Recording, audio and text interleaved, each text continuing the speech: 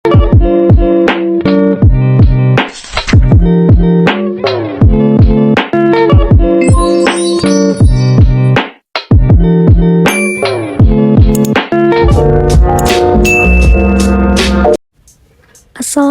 warahmatullahi wabarakatuh.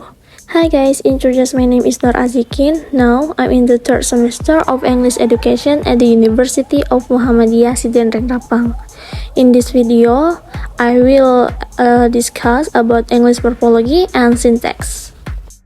Adapun yang akan saya bahas pada tugas video kali ini yaitu yang pertama affix dan yang kedua adalah morphem. The first material is affix. Affix merupakan sebuah elemen kata yang dapat ditambahkan sebagai awalan atau prefix, akhiran atau sufiks, dan sisipan atau infix pada kata dasar base or root yang digunakan untuk membentuk kata baru. Contohnya, happy, unhappy, order, pre-order, emotion, emotional. Affix umumnya dibedakan menjadi 3 macam, yaitu yang pertama, affix yang terletak sebelum root disebut prefix, yang kedua, affix yang terletak setelah root disebut sufiks, dan yang ketiga, affix yang terletak di dalam root disebut infix. Prefix atau awalan merupakan kata atau kelompok kata yang terletak di awal sebuah kata dan membentuk kata atau makna baru yang berbeda dengan kata aslinya. Yang pertama, beberapa prefix yang digunakan membawa sebagian makna dari kata baru yang berbentuk. Yang kedua, prefix biasanya digunakan untuk menunjukkan bentuk negatif dari suatu kata. Yang ketiga, prefix juga dapat digunakan untuk mengungkapkan hubungan waktu, tempat, atau cara. Sufiks atau akhiran merupakan kata atau kelompok kata yang terletak di akhir sebuah kata dan membentuk kata. Makna baru yang berbeda dengan kata aslinya. Yang pertama, ketika suatu kata diberikan sufiks atau akhiran, kata tersebut akan mengalami perubahan kelas kata atau word class. Yang kedua, sufiks terkadang mengubah ejaan dari suatu kata. Infix atau sisipan merupakan kata atau kelompok kata yang terletak di dalam atau tengah sebuah kata dan membentuk kata baru dan memberi penekanan pada makna kata tersebut. Yang pertama, infix biasanya digunakan pada situasi non-formal atau informal. Yang kedua, infix disisipkan sebelum suku kata yang menerima paling banyak tekanan dan tidak dimasukkan ke tempat lain di dalam kata. The second material is morphem. Morfem dalam bahasa Indonesia adalah satuan gramatikal terkecil yang mempunyai makna. Morfem tidak dapat dibagi lagi ke dalam bentuk bahasa yang lebih kecil, baik itu yang dapat berdiri sendiri maupun yang tidak dapat berdiri sendiri. Contohnya, unbreakable, unbreakable 3 morphemes, likes, as 2 morphemes, technique, 1 morphemes. Jenis dan contoh morfem.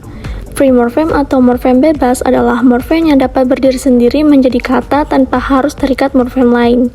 Free morphem ini lebih lanjut dikelompokkan menjadi 2, yaitu lexical morphem atau open class dan functional morphem atau closed class. Yang pertama itu adalah lexical morphem.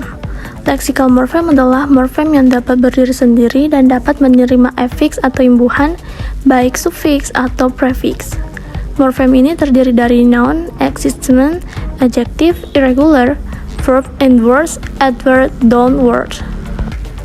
Yang kedua, functional morphemes.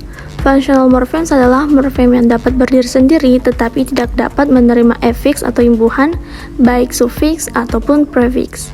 Morfem ini meliputi preposition, at, on, in, of, beside, pronoun, I, you, they, we, he, conjunction, and or but, interjection, wow, who, article, and the, demonstrative, that, this, this, those. Bound morphemes. Bound morphem atau morfem terikat adalah morfem yang tidak dapat berdiri sendiri karena harus terikat dengan morfem lain untuk menjadi kata. Bound morphem ini lebih lanjut dikelompokkan menjadi 2, yaitu derivational morphem and inflectional morphem. Yang pertama, derivational morphemes. Derivational morphemes atau derivatif adalah morfem yang mengubah kelas kata atau makna kata. Morfem ini berwujud afiks, baik itu prefiks maupun sufiks. Contohnya happy plus ness, happiness. Kelas kata berubah. Un plus kind, unkind, makna berubah. Yang kedua, inflectional morphem. Inflectional morphem atau inflective adalah morfem yang tidak menyebabkan perubahan kelas kata dan makna kata. Morfem ini hanya mempengaruhi jumlah pluralitas dan bentuk waktu atau tenses. Contohnya, dog plus s, talks. White plus egg, whited. So I think just enough from me. Thanks for attention. Billahi fisabil haq, fastabiqul khairat. Assalamualaikum warahmatullahi wabarakatuh.